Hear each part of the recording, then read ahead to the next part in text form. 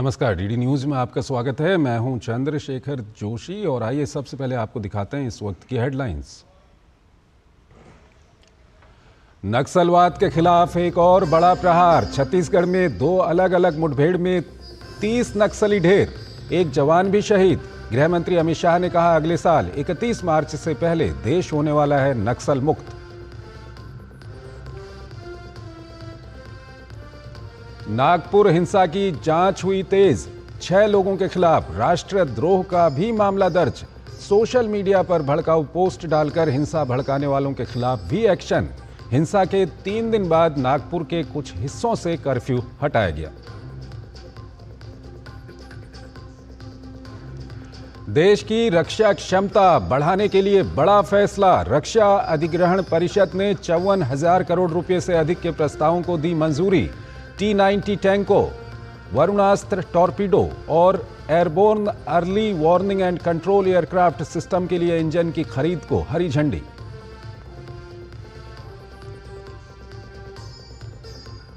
Israel ने Gaza में नई युद्ध योजना को दी मंजूरी। पीएम नेतन्याहू ने कहा बंधकों की रिहाई तक जारी रहेगी कार्रवाई। मध्यस्थ मिस्र और कतर की संघर्ष विराम की कोशिश जारी।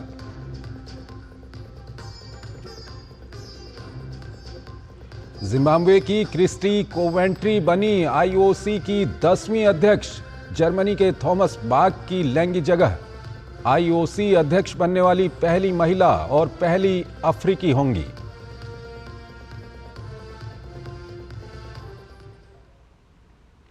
और आइए अब खबरों को विस्तार से देखते हैं। देश से नक्सलवाद को खत्म करने के मुद्दे पर सुरक्षा बलों को आज बड़ी कामयाबी मिली है। छत्तीसगढ़ के बीजापुर में 2 अलग अलग मुठभेड़ों में करीब 3 दर्जन नक्सली मारे गए हैं। बीते कुछ महीनों में नक्सलियों पर लगातार लगाम लगाने में सुरक्षा बल कामयाब हुए हैं। कई बड़े बड़े नक्सली कमांडर मारे गए हैं तो बड़ी संख्या में नक्सलियों ने सरेंडर भी किया है। इस मुठभेड़ में एक जवान भी शहीद हुआ है तो गृह मंत्री अमित शाह समेत छत्तीसगढ़ के सीएम ने सुरक्षा बलों की तारीफ की है। नक्सलवाद पर करारा प्रहार, सुरक्षा बलों का एक्शन जोरदार, लाल सलाम की टूटी कमर, साल भर में नक्सलवाद का खेल खत्म। छत्तीसगढ़ में नक्सलवाद अपनी आखिरी सांसें ले रहा है। सुरक्षा बलों के सघन अभियान ने नक्सलियों की नींद उड़ा रखी है। गुरुवार तड़के सुरक्षा बल माओवादियों पर काल बनकर टूटे। दंतेवाड़ा और बीजापुर बॉर्डर पर पुलिस के जवानों ने एक विशेष अभियान चलाकर 30 से अधिक नक्सलियों को ढेर कर दिया। पुलिस ने नक्सलियों के पास से भारी मात्रा में घातक हथियार भी बरामद किए हैं। हालांकि इस अभियान के दौरान डिस्ट्रिक्ट रिजर्व गार्ड का एक जवान भी शहीद हो गया। मुठभेड़ अभी भी जारी है। इसके साथ में ऑटोमेटिक, सेमी ऑटोमेटिक और कई प्रकार के अन्य हथियार भी इसमें बरामद हुए हैं। वहाँ वेस्ट बस्तर के सशस्त्र माओवादियों की उपस्थिति की सूचना हमें मिली थी। मुठभेड़ समाप्त होने के पश्चात और सत्ती समाप्त होने के पश्चात ही फाइनल जो है काउंट हम बता पाए।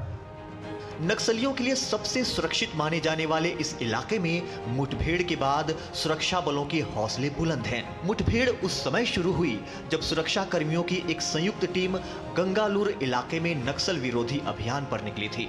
गंगालूर थाना क्षेत्र अंतर्गत बीजापुर और दंतेवाड़ा जिला के सीमावर्ती क्षेत्र में तथा कांकेर जिला में सुरक्षा बलों और नक्सलियों के बीच मुठभेड़ शुरू हुई। बीजापुर जिले में 26 नक्सली मारे गए और एक जवान की भी मृत्यु हो गई, जबकि कांकेर जिले में 4 अन्य नक्सली मारे गए।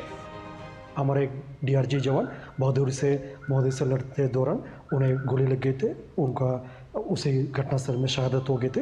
इसके बावजूद सुरक्षा बल द्वारा भी लगातार ये रेखा में ऑपरेशन जारी रखा है। अभी फायरिंग और सर्चिंग अभियान जारी है।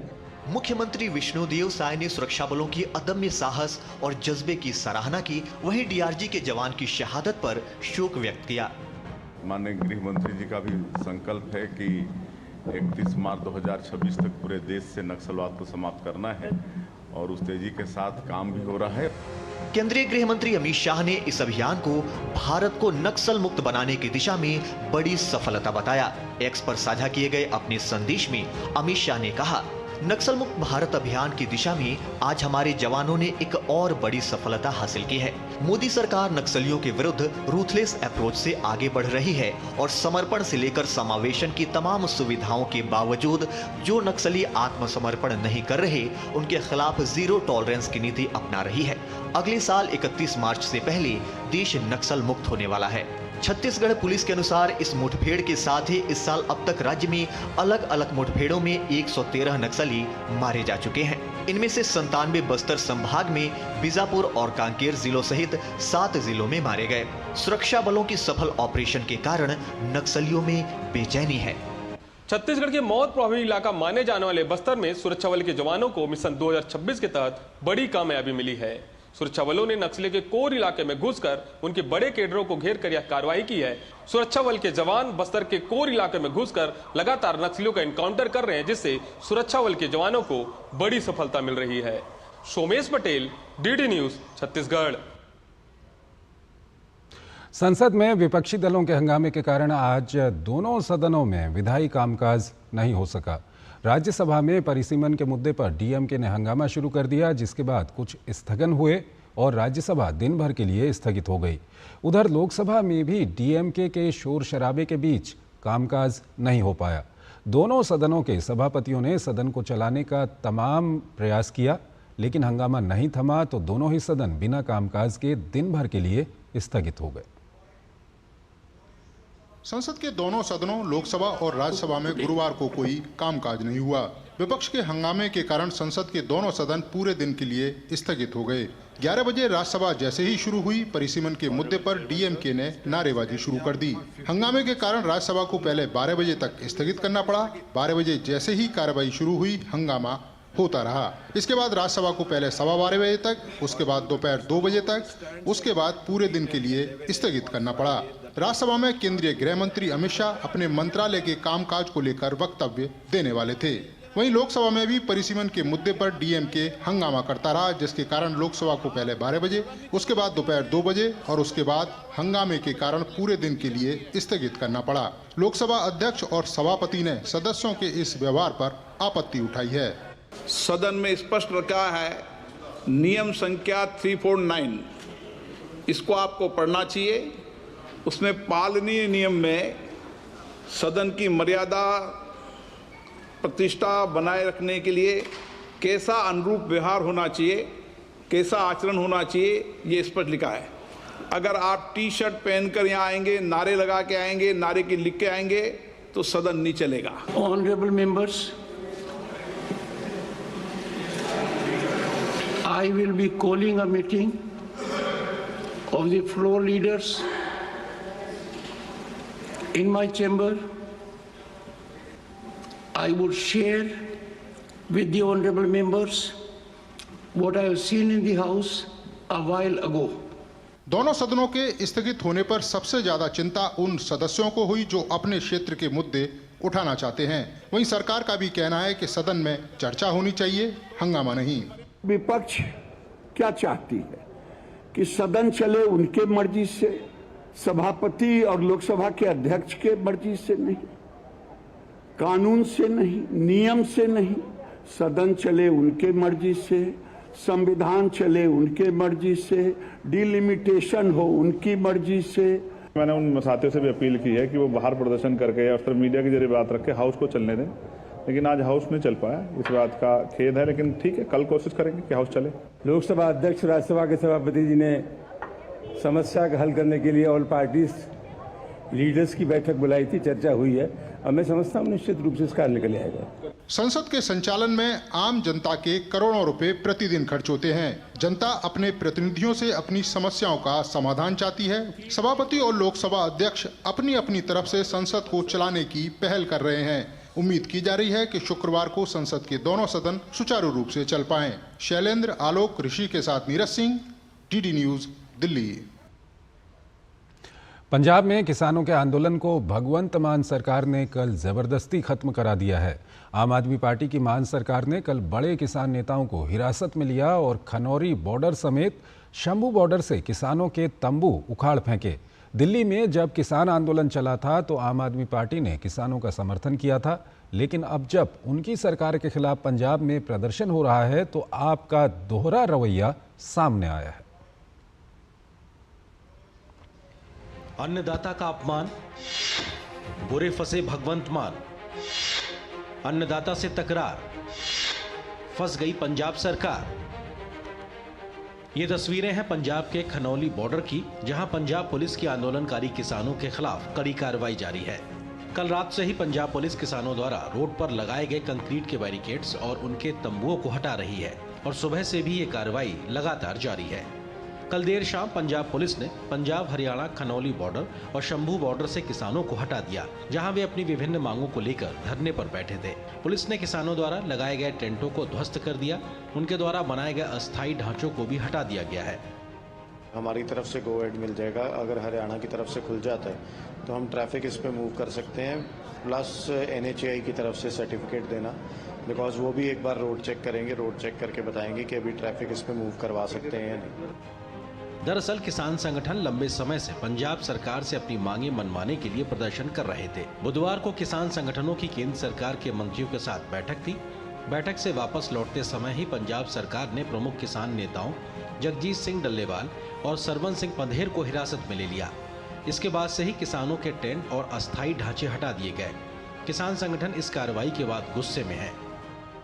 शंभू खनौरी बार्डर के उत्ते जो जुल्म जबर इन्हां ढाया वा, जिन्ना अत्याचार किया वा, जिस तरीके नाल इन्हां ने किसानों को गिरफ्तार किया, लाठीचार्ज किया, बीबियां को गिरफ्तार किया, उन्हां दी कुटमार की है। किसानों के खिलाफ कार्रवाई के बाद किसानों और विपक्ष के निशाने पर आई आम आदमी पार्टी सरकार की दलील है कि राज्य में रास्ते बंद होने से व्यापार और उद्योग बुरी तरह प्रभावित हुआ और राज्य की आर्थिक गतिविधियों को पटरी पर लाने के लिए जल्द समाधान जरूरी है। हालांकि बीजेपी और कांग्रेस दोनों ही मान सरकार को किसान विरोधी बता रहे हैं। ਤੁਸੀਂ ਜਿੱਦ ਕਰਕੇ ਪੰਜਾਬ ਦੇ ਰਾਹ ਬੰਦ ਕਰਕੇ ਬੈਠੇ ਹੋ ਤੇ ਪੰਜਾਬ ਦੀ ਤਰੱਕੀ ਦਾ ਰਾਹ ਬੰਦ ਹੈ ਤੁਹਾਡਾ। ਇਹ ਇਹਨਾਂ ਨੂੰ ਬੜੀ ਵਾਰੀ ਬੇਨਤੀ ਕੀਤੀ ਹੈ ਵੀ ਤੁਸੀਂ ਇੱਕ ਸਾਈਡ ਖੋਲ ਦਿਓ। ਮੰਨ ਲਓ ਨਾ ਤੁਸੀਂ ਦਿੱਲੀ ਜਾਣਾ ਹੁੰਦਾ, ਕੋਈ ਬੰਦੇ ਨੂੰ ਕੋਈ ਵਿਆਹ ਹੁੰਦਾ, ਕੋਈ ਸ਼ਾਦੀ ਹੁੰਦੀ ਹੈ, ਕੋਈ ਮਰਗਤ ਹੁੰਦੀ ਹੈ, ਕੋਈ ਐਮਰਜੈਂसी ਹੁੰਦੀ ਹੈ, ਉਹ ਸਾਰਾ ਕੁਝ ਰੁਕਿਆ ਹੋਇਆ ਸੀ, ਜਿਵੇਂ ਕਿਸੇ ਦਾ ਗਲਾ ਘੁੱਟਦੇ ਆ ਆਪਾਂ ਜੀ। पंजाब के लोग आज जब इनके खिलाफ हो गए तो यूज़ एंड अब्यूज़ की पॉलिसी है, किसान के नाम को आज तक इस्तेमाल किया। अब किसान को उसी सरकार ने उखेड़ के वहाँ से उनके तंबुओं के ऊपर, जो कि वहाँ से आराम से हटाए जा सकते, बुलडोजर चला के एक मजबूत सरकार होने का इन्होंने जो वो किसानों के हित की बात कभी किया करते थे, आज वो किसानों के नंबर 1 दुश्मन है और पंजाब के किसानों के आंदोलन को खत्म करने में उन्होंने महत्वपूर्ण भूमिका निभाई है। बीजेपी इस मामले में अरविंद केजरीवाल को पुराने वादे याद दिला रही है। बीजेपी IT सेल के प्रमुख अमित मालवीय ने एक्स पर पोस्ट कर लिखा है कि अरविंद केजरीवाल ने कभी दिल्ली की सीमा पर प्रदर्शन कर रहे किसानों को पानी, बिजली और वाईफाई मुहैया कराया था, लेकिन अब पंजाब में आप सरकार बुलडोजर चलाकर उनके टेंट और कैंप साइट को गिरा रही है। पिछले किसान आंदोलन के प्रायोजक किसान संगठनों के स्वयंभू संरक्षक, foreign funded NGO George Soros द्वारा समर्थित NGO सहित कनाडा स्थित पंजाबी पॉप गायक और एक मुद्दे से दूसरे मुद्दे पर कूदने वाले इंटरनेशनल सेलिब्रिटी एक्टिविस्ट इस मुद्दे पर चुप्पी साधे हुए हैं। ऐसा लगता है कि ये विरोध प्रदर्शन कभी किसानों के मुद्दों के लिए थे ही नहीं, बल्कि केंद्र सरकार को निशाना बनाने के लिए थे। अन्यथा जब पंजाब के प्रदर्शनकारी किसानों की मांगे जायज हैं, तो इस पूरी चुप्पी को कैसे समझा जाए, जिन्हें पूरा करने का वादा खुद आपने चुनाव के दौरान किया था। किसानों से तमाम वादे करके सत्ता में आई मान सरकार ने 3 साल में उनसे किया एक भी वादा पूरा नहीं किया है। ऐसे में प्रदर्शन के बीच मान सरकार के इस एक्शन पर सवाल खड़े हो रहे हैं। Bureau report, DD news. Punjab सरकार ने खनौरी और शंभू बॉर्डर पर करीब 13 महीने से आंदोलन कर रहे किसानों को आखिर हटा दिया है। पंजाब पुलिस द्वारा की गई कार्रवाई के बाद अब ढांचों और शेडों को ध्वस्त कर दिया गया है और शंभू बॉर्डर पर एक तरफ की सड़क खोल दी गई है। अब इस मामले पर cycles and parts manufacturer association के पूर्व अध्यक्ष DS चावला ने शंभू बॉर्डर खुलने पर सहमति जताई है। उन्होंने कहा कि शंभू बॉर्डर खुलने से आम लोगों को राहत मिलेगी और व्यापार में भी तेजी आएगी। शंभू बॉर्डर से किसानों का धरना उठाया गया, मैं इंडस्ट्री और ट्रेड की तरफ से इसका स्वागत करता हूं। साथ में दर्द भरा हुआ कि जिस ढंग से किसान भाइयों के ऊपर बुलडोज़र चले, मैं समझता हूं ये नहीं करना चाहिए था सरकार को। अगर कॉम्प्रोमाइज़ हो रहा है आपका चंडीगढ़ में बैठ के, उनको वहाँ पे डिटेन कर लेना, इसको अच्छा सिग्नल नहीं जा रहा सरकार का। मैं रिक्वेस्ट करता हूँ कि अब किसानों के साथ में बैठिए उनके वे जो भी मामलात हैं उनको सॉल्व कीजिए और इंडस्ट्री और ट्रेड को राहत दीजिए। नागपुर हिंसा के बाद से पुलिस लगातार तेजी से कार्रवाई कर रही है। अब तक 10 एफआईआर दर्ज हुई हैं तो 80 से ज़्यादा लोगों को हिरासत में लिया गया है। इस घटना में पुलिस नुकसान का आकलन कर रही है तो अफवाह फैलाने वालों पर भी सख्त कार्रवाई करने की बात कह रही है। इस पूरे मसले पर राजनीतिक बयानबाजी जारी है। कुछ इलाकों से कर्फ्यू भी हटा लिया गया है। इस हिंसा के दौरान कई महिला पुलिसकर्मियों के साथ भी बदसलूकी की गई थी, जिसको लेकर भी जांच जारी है। नागपुर में स्थिति हो रही है सामान्य। हिंसा के गुनाहगारों पर एफआईआर। हिंसा की होगी पूरी जांच, नहीं बचेंगे गुनाहगार। नागपुर में भड़की हिंसा के बाद अब स्थिति सामान्य हो रही है, जिसके बाद 2 थाना क्षेत्रों से कर्फ्यू हटाया गया है तो वहीं कुछ इलाकों में कर्फ्यू में 2 घंटे की छूट भी दी गई है। कानून व्यवस्था बनाए रखने के लिए पुलिस प्रशासन सतर्क है। नागपुर कलेक्टर के मुताबिक सरकार हिंसा में नागरिकों की संपत्ति को हुए नुकसान का आकलन कर मुआवजा जारी करेगी। इस बीच डीसीपी नागपुर ने आधिकारिक जानकारी देते हुए बताया कि मामले में कुल 10 एफआईआर दर्ज की गई हैं, जिसमें 4 साइबर सेल से जुड़ी हैं, जिसमें मामले से जुड़े वीडियो बनाकर सोशल मीडिया के जरिए 2 समुदायों के बीच वैमनस्य, हिंसा और अभद्रता भड़काने की कोशिश के आरोप हैं। 6 लोगों के खिलाफ राष्ट्रद्रोह का आरोप लगाया गया है, जिन्होंने सोशल मीडिया पर भड़काऊ पोस्ट डालकर हिंसा भड़काने का काम किया था। उसमें फहीम खान भी है। एफआईआर अलग अलग ली गई है। एक एफआईआर में उन लोगों के खिलाफ मामला दर्ज किया गया है जिन लोगों ने चादर जलाने वाला वीडियो मॉडिफाई करके फैलाया, जबकि दूसरे एफआईआर में वायलेंस के वीडियो को फैलाने वालों के खिलाफ है। एक एफआईआर में वायलेंस को ग्लोरीफाई करके और वायलेंस करने की अपील की गई है, उनके खिलाफ मामला दर्ज किया गया। अभी तक 80 लोगों के ऊपर हम वो कस्टडी में है और 11 उनके अलावा 11 लोग माइनर हैं। Accused is accused those who have engineered it, they are part of this, and if it is part of some conspiracy that is also being established, and this is part of the investigation. हमारा परसों से पंचनामे शुरू हुए, हमारी पूरी team उस area में है, तो अभी फाइनल आंकड़े हमारे पास आने हैं। इसमें आंकड़े बढ़ने की गुंजाइश हो सकती है, लेकिन हमारा एक ही प्रयत्न है कि जिन भी लोगों को डैमेज हुआ है, एक भी नागरिक को, सिटीजन को इस पंचनामे से छोड़ा नहीं जाएगा। जो वायलेंस हुआ पुलिस के खिलाफ में, जो पत्थरबाजी हुई, उसको ग्लोरीफाई किया गया है। उसके साथ में ऐसे कमेंट डाले गए हैं, उसमें जो कैप्शन डाला गया है अल्लाह अकबर और सर तन से जुदा, ये उस वायलेंस को ग्लोरीफाई करने के लिए और बढ़ाने के लिए, और जिसको हम लोग बोलेंगे कि आर्म्ड अग्रेशन को बढ़ाने के लिए और सबवर्सिव एक्टिविटी को बढ़ाने के लिए वो उस प्रकार के पोस्ट डाले गए हैं। उस वाले उन लोगों के ऊपर केवल ये देशद्रोह का कलम लगाएंगे। भाजपा ने नागपुर हिंसा को गहरे षड्यंत्र का हिस्सा बताया है। भाजपा के राष्ट्रीय महासचिव तरुण चुग ने कहा कि कानून व्यवस्था को हाथ में लेने वालों पर कठोर कार्रवाई होगी। नागपुर की घटना स्पष्ट रूप से गहरे षड्यंत्र की तरफ इशारा कर रही है। किसी भी सूरत में कानून व्यवस्था के साथ खिलवाड़ नहीं होने देंगे और दोषी किसी भी सूरत में बख्शे नहीं जाएंगे। कुछ लोग विदेशी टूल किट का हिस्सा बनके कानून व्यवस्था को हाथ में ले रहे हैं। गौरतलब है कि सोमवार को औरंगजेब की कब्र को हटाने की मांग को लेकर विश्व हिंदू परिषद और बजरंग दल द्वारा किए गए विरोध प्रदर्शन के दौरान सोशल मीडिया पर फैली झूठी अफवाहों के कारण सोमवार को नागपुर में हिंसा भड़क गई, जिसमें कई पुलिसकर्मी घायल हो गए। ब्यूरो इनपुट के साथ योगेश शीतल की रिपोर्ट, डीडी न्यूज। अभिनेता सुशांत सिंह राजपूत की मैनेजर दिशा सालियान की मौत का मामला एक बार फिर सुर्खियों में आ गया है। दिशा के पिता ने बॉम्बे हाईकोर्ट में एक याचिका दायर की है, जिसमें उन्होंने शिवसेना यूबीटी के विधायक आदित्य ठाकरे पर गंभीर आरोप लगाए हैं। इस मुद्दे पर महाराष्ट्र में एक बार फिर से राजनीतिक बयानबाजी शुरू हो गई है। अभिनेता सुशांत सिंह राजपूत की मैनेजर दिशा सालियान की मौत का मामला एक बार फिर सुर्खियों में है।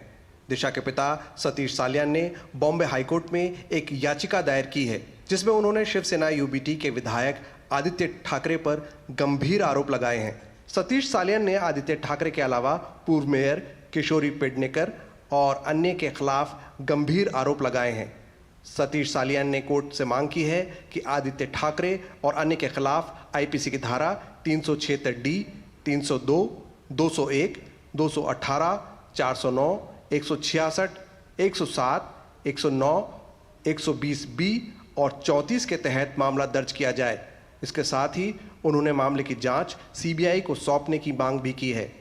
वो पूरे हमारे वीडियो इंटरव्यू देखकर दिशा सालियान के पिताजी को समझ में आया कि मुझे बेवकूफ़ बनाया गया, मुझे गुमराह किया गया, मुझे झूठ बोला गया, मुझे दबाव में रखा गया। ये जो बता रहे ये बात सही है और इसके सपोर्ट में मेरे पास में एविडेंसेस है। फिर वो हमारे पास आए, फिर उन्होंने अपना ये बताया कि इसमें भी डिटेल मुझे ये चाहिए न्याय। फिर उनकी पिटिशन ड्राफ्ट हुई और वो फाइल हुई। तो इसमें ऐसा कोई ये डिले वाला विषय नहीं, ये रीजन ये है। कोर्ट में याचिका दायर करने के बाद सतीश सालियान के घर के बाहर पुलिस बंदोबस्त बढ़ा दिया गया है। इमारत के बाहर पुलिस तैनात की गई है ताकि किसी प्रकार की अप्रिय घटना से बचा जा सके। महाराष्ट्र विधानसभा में दिशा सालियान के मामले पर जोरदार बहस हुई, जिसके चलते सदन को 10 मिनट के लिए स्थगित कर दिया गया।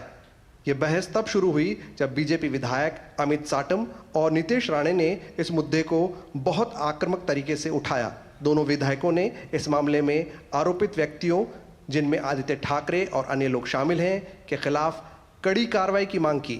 हालांकि शिवसेना इसे पार्टी को बदनाम करने का प्रयास बता रही है। दिशा सालियान के पिताजी ने जो एक क्रिमिनल एफिडेविट पिटीशन दाखिल किया है, उसके अंदर जो उन्होंने नाम लिए हैं 3 जनों को, तो उनकी चौकसी होनी चाहिए, इंक्वायरी होनी चाहिए। मर्डर केस की बात जो है आप जो सब इस्तेमाल गलत कर रहे हो। मैंने जो पुलिस की जांच मैंने देखी है वो एक्सीडेंट था, वो एक्सीडेंट है, मर्डर केस नहीं है। ये आप बोल रहे हो। 5 साल के बाद उसके पिताजी ने ये एक पिटीशन दायर किया है। ये पिटीशन के पीछे क्या राजनीति है ये पूरे राज्य को मालूम है। हालांकि महाराष्ट्र सरकार का कहना है कि कानून के मुताबिक कार्रवाई होगी। जो भी ऑनरेबल कोर्ट का जो भी आदेश होगा उसका पालन किया जाएगा। दिशा सालियान की मौत 8 जून 2020 को उपनगरीय मलाड में एक आवासीय इमारत की 14वीं मंजिल से गिरने से हुई थी। इसके बाद पुलिस ने दुर्घटनावश मौत का मामला दर्ज किया था। बाद में सीआईडी जांच में इसे दुर्घटना करार दिया गया, लेकिन अब दिशा के पिता की ओर से फिर जांच की मांग के बाद मामला गरमा गया है। मुंबई से शिशिर सेलार के साथ bureau report, DD news. Rashtrapati Bhavan के अमृत उद्यान में आयोजित हो रहे उद्यम उत्सव में गुरुवार को राष्ट्रपति द्रौपदी मुर्मू ने शिरकत की। राष्ट्रपति ने सूक्ष्म, लघु और मध्यम उद्यम MSME के अलग अलग स्टॉल्स का निरीक्षण किया। इसमें विश्वकर्मा एवं उद्यमी पैवेलियन, महिला उद्यमी पैवेलियन, ग्रीन एवं MSME टेक पैवेलियन प्रमुख रूप से रहे।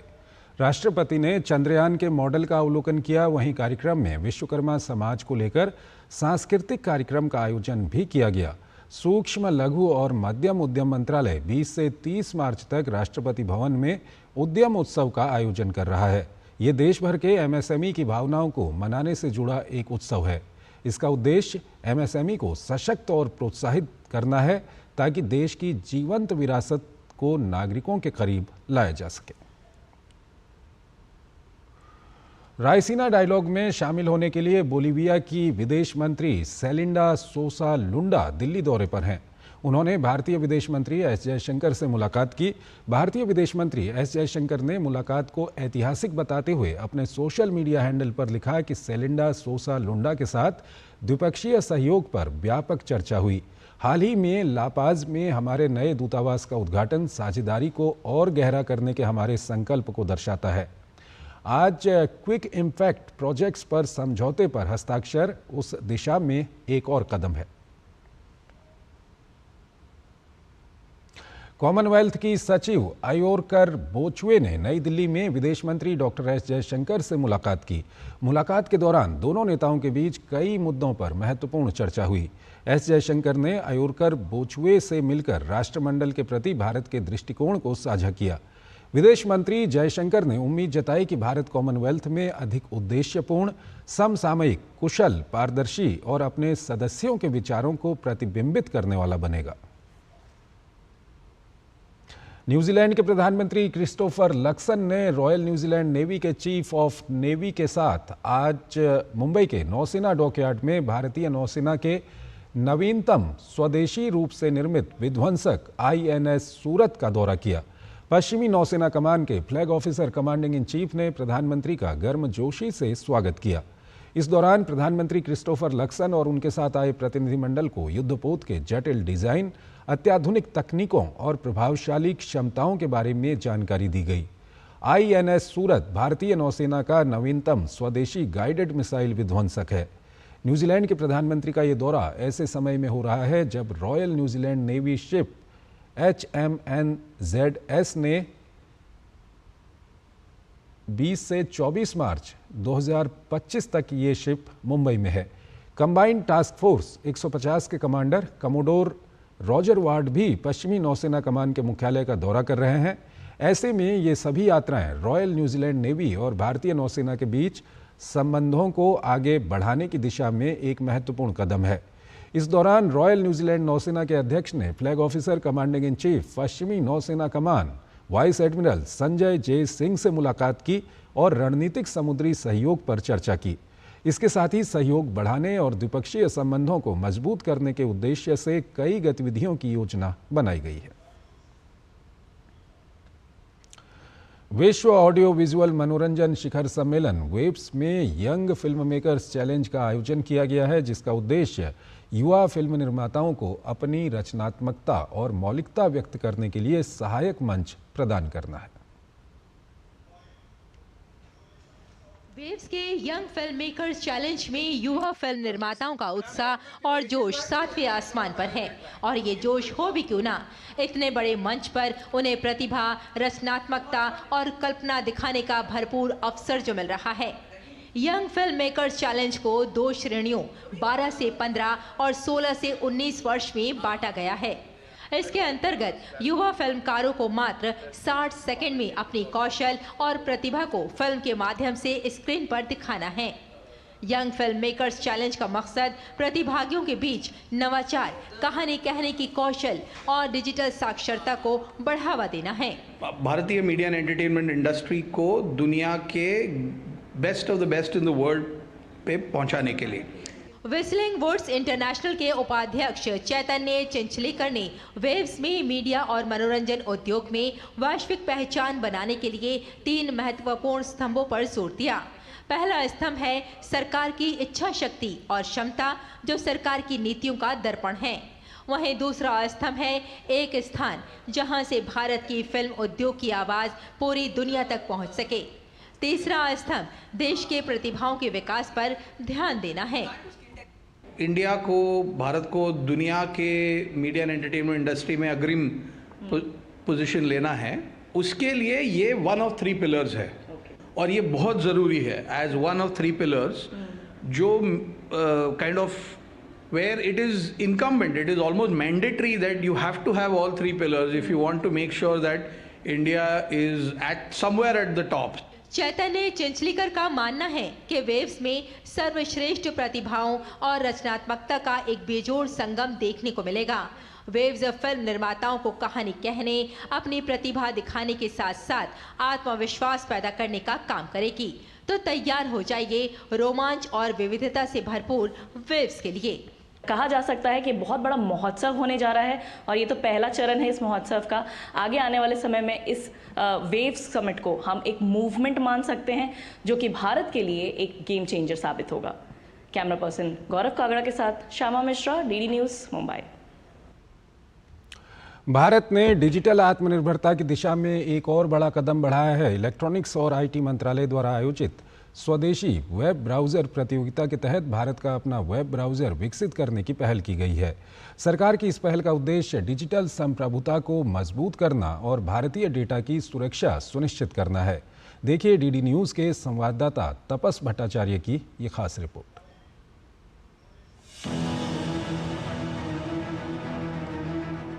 भारत की डेटा सुरक्षा और डिजिटल संप्रभुता को नया आयाम देने के लिए केंद्र सरकार ने देश का पहला स्वदेशी वेब ब्राउजर विकसित करने की पहल की है। इस कड़ी में इलेक्ट्रॉनिक्स और IT मंत्रालय द्वारा स्वदेशी वेब ब्राउजर प्रतियोगिता का आयोजन किया गया। वेब ब्राउजर प्रतियोगिता में 58 प्रविष्टियां आई और कठोर मूल्यांकन प्रक्रिया के बाद 3 विजेता चुने गए। Good thing is today the winners are coming from practically every part of the country. It's no longer just the big large cities, but from tier 2, tier 3 cities also people are coming up. That's a big major change in the last 10 years. Bharat का IT sector 282 billion dollar के राजस्व के साथ वैश्विक स्तर पर मजबूत स्थिति में है, लेकिन अब तक पूरा ध्यान आईटी सेवाओं पर केंद्रित था। इसलिए अब भारत सरकार स्टार्टअप्स और शिक्षाविदों को सॉफ्टवेयर उत्पाद विकसित करने के लिए प्रेरित कर रही है। केंद्रीय मंत्री अश्विनी वैष्णव ने स्वदेशी वेब ब्राउजर प्रतियोगिता के विजेताओं की घोषणा की। फर्स्ट प्राइज टीम जोहो को 1 करोड़ के अवार्ड के साथ मिला, तो वहीं सेकंड प्राइज टीम पिंग को 75 लाख के अवार्ड के साथ मिला। वहीं थर्ड प्राइज टीम अजना को 50 लाख के अवार्ड के साथ मिला। इस पहल की खासियत ये रही कि विजेता टीमें टियर 2 और टियर 3 शहरों से आई थी, जिससे यह साफ है कि भारत का तकनीकी नवाचार देश के कोने कोने में फैल रहा है। We as a country have been a great service nation. Now we must become a product nation also. Service nation is a great industry that must continue to grow, but simultaneously we must now also become a product nation. So whatever you are seeing here today is basically some of the steps in that journey. That journey would involve software products as well as hardware products. Both categories, and within hardware, analog products and digital products.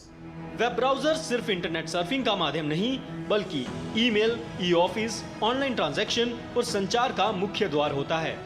सरकार के मुताबिक भारत का अपना web browser विकसित होने से कई बड़े फायदे होंगे, जैसे डेटा की सुरक्षा, जिससे भारतीय नागरिकों का डेटा सिर्फ भारत में रहेगा। यह ब्राउजर डेटा प्रोटेक्शन अधिनियम का पूरी तरह से पालन करेगा। इसी के साथ भारतीय ब्राउजर को iOS, विंडोज और एंड्रॉयड के साथ पूरी तरह से कंपैटिबल बनाया जाएगा। इससे भारत की डिजिटल हिस्सेदारी और भी बढ़ेगी। भारत एक ऐसा देश है जिसने 1990 के सुधारों के बाद आईटी सेवाओं में दुनिया का नेतृत्व किया था, और अब भारत अपनी तकनीकी संप्रभुता को मजबूत करने पर जोर दे रहा है। भारत का अपना वेब ब्राउजर केवल इंटरनेट सर्फिंग के लिए नहीं, बल्कि भारत की डिजिटल ताकत का प्रतीक बनेगा। ब्यूरो इनपुट्स के साथ तापस भट्टाचार्य की रिपोर्ट, डीडी न्यूज, दिल्ली। विश्व ओरल हेल्थ डे के अवसर पर दिल्ली सरकार ने नेशनल ओरल हेल्थ प्रोग्राम के तहत 6 अत्याधुनिक मोबाइल डेंटल वैनों का शुभारंभ किया।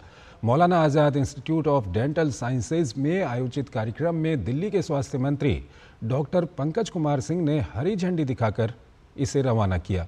ये मोबाइल डेंटल वैन दिल्ली के अलग अलग हिस्सों में जाकर मुफ्त दंत जांच, इलाज और ओरल हेल्थ के प्रति जागरूकता बढ़ाने का कार्य करेंगी। इसके जरिए ज़रूरतमंद लोगों को बिना किसी आर्थिक बोझ के ज़रूरी दंत चिकित्सा सेवाएं मिल सकेंगी। हर मोबाइल डेंटल वैन में आधुनिक dental chair, portable X ray unit, ultrasonic scaler, sterilisation unit और अन्य ज़रूरी उपकरण उपलब्ध हैं। मरीजों को मुफ्त फ्लोराइड ट्रीटमेंट, सीलेंट और छोटे रेस्टोरेटिव उपचार भी दिए जाएंगे। हमारा लक्ष्य है कि ये वैन दिल्ली के हर इलाके, झुग्गी बस्तियों, गरीब बस्तियों और भीड़भाड़ वाले क्षेत्रों तक पहुंचे, ताकि कोई भी व्यक्ति अच्छी दंत चिकित्सा सेवाओं से वंचित न रहे। कैंसर के इलाज को दुनिया के लिए सुलभ और किफ़ायती बनाने के उद्देश्य से अंतर्राष्ट्रीय परमाणु ऊर्जा एजेंसी IAEA और टाटा मेमोरियल अस्पताल के बीच एक समझौता ज्ञापन MOU पर हस्ताक्षर किए गए, जिसमें टाटा मेमोरियल अस्पताल को एंकर सेंटर के रूप में मान्यता दी गई। अंतर्राष्ट्रीय परमाणु ऊर्जा एजेंसी के महानिदेशक राफेल मारियानो ग्रासी ने आज भारत की आर्थिक राजधानी कही जाने वाली मुंबई में टाटा मेमोरियल सेंटर के साथ एक समझौता ज्ञापन पर हस्ताक्षर किए। ये समझौता IAEA की रेज ऑफ होप पहल के तहत किया गया है।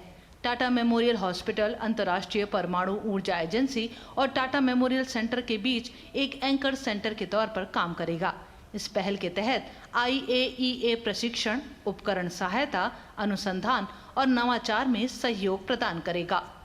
IAEA के पहले भी भारत और टाटा सेंटर के साथ मिलकर काम करता रहा है, लेकिन हम दोनों मिलकर इस निष्कर्ष पर पहुंचे हैं कि दुनिया में कैंसर के बढ़ते मामलों को देखते हुए हमें और अधिक सहयोग की आवश्यकता है। इसलिए हमने इस प्रयास में शामिल होने का फैसला किया है। इस समझौता ज्ञापन पर हस्ताक्षर करने का मतलब है कि अब Tata medical centre anchor centre बनने जा रहा है।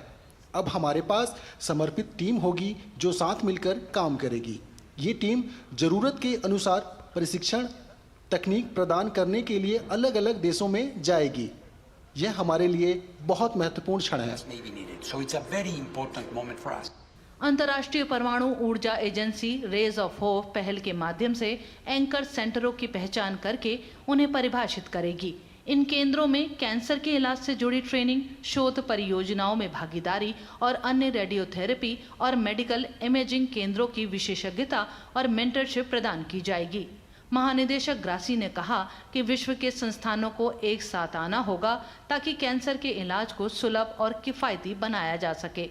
ये पहल उसी दिशा में एक अहम कदम है। उन्होंने कहा कि एंकर सेंटर के रूप में भारत को चुना जाना स्वाभाविक है क्योंकि टाटा मेमोरियल सेंटर का कार्य अनुकरणीय है। हमें जितना संभव हो सके उतना अंतर्राष्ट्रीय सहयोग प्राप्त करने की आवश्यकता है। जैसे टाटा परिवार ने पूरी दुनिया में लोगों की मदद का कार्य किया है, वैसे हम भी मदद करने के लिए तैयार हैं। हमें ऐसे परोपकारी संस्थाओं को यथार्थवादी और प्रभावी कार्यक्रम प्रदान करने की आवश्यकता है जो संसाधनों और नौकरशाही को बढ़ाने के बजाय धरातल पर काम कर सकें। हमारे पास यहाँ एक अस्पताल है जो मूल रूप से लोगों की देखभाल करता है। अंतर्राष्ट्रीयकरण को बढ़ावा देने के लिए हम साथ आए हैं। ऑस्ट्रिया, मोंटेनेग्रो, होली सी में भारत के राजदूत और वियना में अंतर्राष्ट्रीय संगठनों में स्थानीय प्रतिनिधि शंभू कुमारन ने IAEA की गतिविधियों, विशेष रूप से कैंसर थेरेपी के कार्यक्रम के प्रति भारत की प्रतिबद्धता को दोहराया। इस अवसर पर कई गणमान्य व्यक्तियों के साथ परमाणु ऊर्जा के अध्यक्ष और परमाणु ऊर्जा विभाग के सचिव डॉक्टर A.K. मोहंती और टाटा मेमोरियल सेंटर के निदेशक डॉक्टर सुदीप गुप्ता भी शामिल रहे। मुंबई से Shyama Mishra, DD news.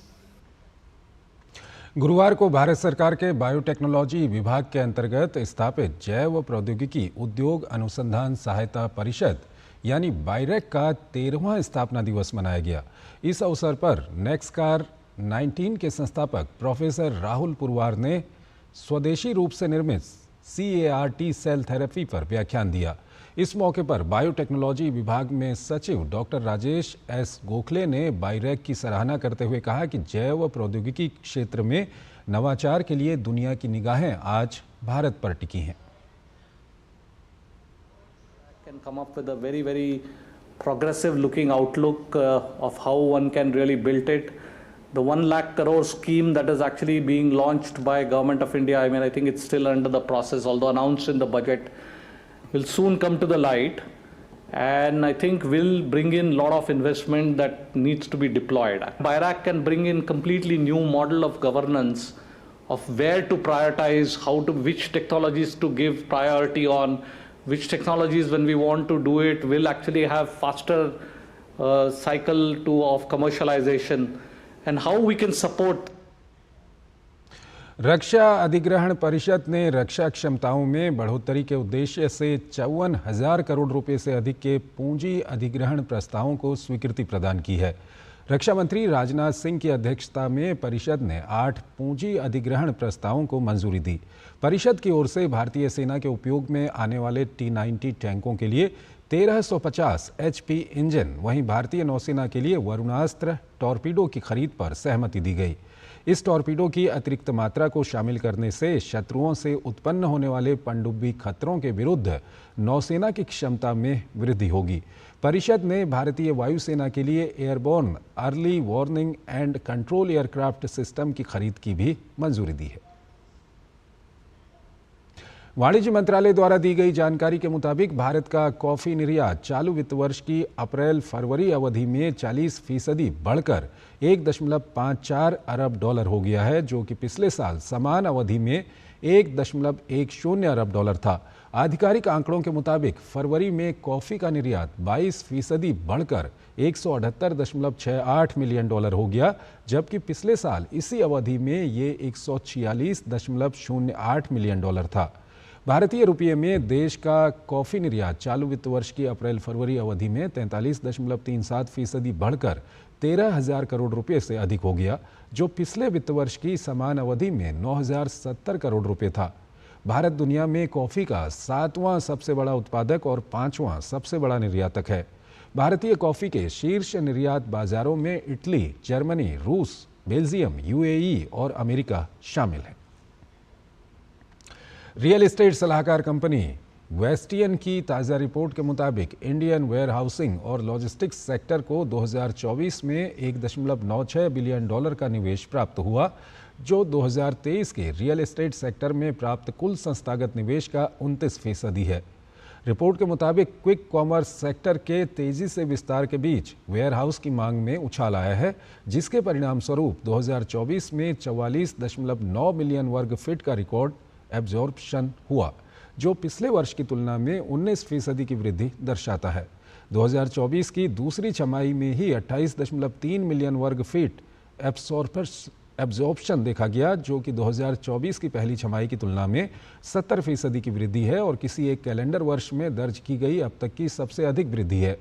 Report के मुताबिक मेगा इंफ्रास्ट्रक्चर प्रोजेक्ट पर सरकार द्वारा लगातार ध्यान देने से इस क्षेत्र में विकास को और बढ़ावा मिलने की उम्मीद है।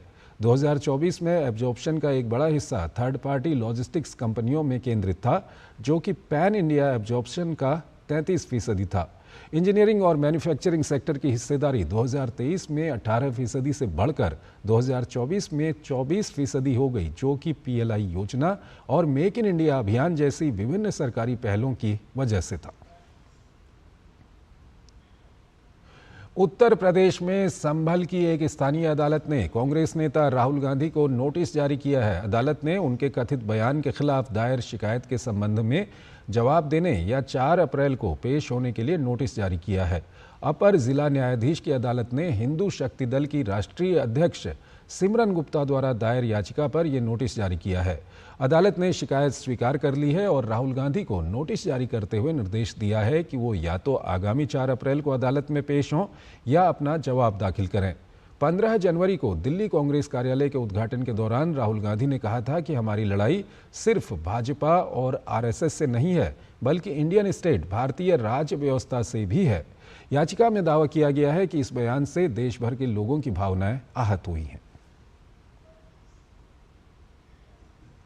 जिम्बाब्वे की क्रिस्टी कोवेंट्री को अंतर्राष्ट्रीय ओलंपिक समिति का नया अध्यक्ष चुना गया है। 41 वर्षीय पूर्व तैराक क्रिस्टी कोवेंट्री अंतर्राष्ट्रीय ओलंपिक समिति के इतिहास में इस पद को संभालने वाली पहली महिला होंगी। ये पहली बार है जब अफ्रीका से कोई IOC का अध्यक्ष बना है। कोवेंट्री अध्यक्ष का पद संभालने वाली सबसे युवा भी होंगी। क्रिस्टी कोवेंट्री ने ओलंपिक में 2 स्वर्ण पदक जीते हैं। वो जर्मन की थॉमस बाख की जगह लेंगी। थॉमस बाख 2013 से इस पद पर थे और उनका कार्यकाल 23 जून 2025 को समाप्त होगा। क्रिस्टी ने अध्यक्ष पद की रेस में विश्व एथलेटिक्स के प्रमुख लॉर्ड कोए को पीछे छोड़ा। कोवेंट्री ने पहले दौर के मतदान में ही पूर्ण बहुमत हासिल कर लिया। वो IOC की 10वीं अध्यक्ष होंगी। तो इस बुलेटिन में फिलहाल इतना ही। आप बने रहिए DD न्यूज़ के साथ। नमस्कार।